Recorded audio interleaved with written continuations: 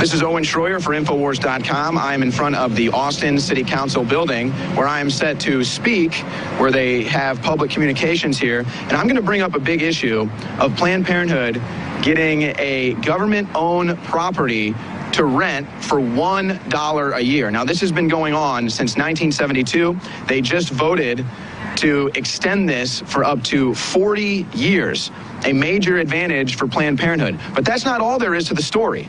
So I went to City Council today to raise awareness for this. I gave them all the facts. Let's see how it went. Thank you, Mayor Adler, the members of the City Council present today. Mr. Renteria, last time I saw you, you were illegally campaigning outside of a polling place. That's not what I'm here to talk about today. What I'm here to talk about today is a giant pay-for-play scam, at the very least, happening in the state of Texas and Austin. This month, this City Council voted to once again allow Planned Parenthood to rent government-owned property for free, or $1 a year. This property is valued at a fair market price per year of $110,000. This property is also about to receive renovations with a price tag of $1.2 million. This property had a bidder, Austin Life Care, who made a fair market bid to rent the property, and Austin Life Care offers the same services as Planned Parenthood, minus the abortions. That bid was ignored. Now, Planned Parenthood has been receiving this advantage since 1972, and thanks to this City Council, that could go on for another 40 years. So it is fair to say that this Planned Parenthood clinic is costing taxpayers millions of dollars. This on top of the millions of taxpayer dollars Planned Parenthood receives a year, $500 million this calendar year, $1.5 billion over the last 3 years, yet this clinic needs free rent.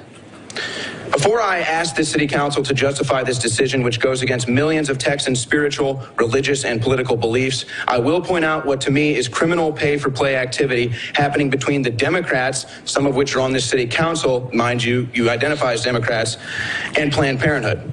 In 2018, according to FEC filings and open secrets reports, the following Texas Democrats in Congress received campaign contributions from Planned Parenthood. Alred Collin, $1,500. Gina Jones, $3,000. Joseph Cosper, $1,500. Sylvia Garcia, $2,500. Lizzie Fletcher, $2,200. Joaquin Castro, $1,000.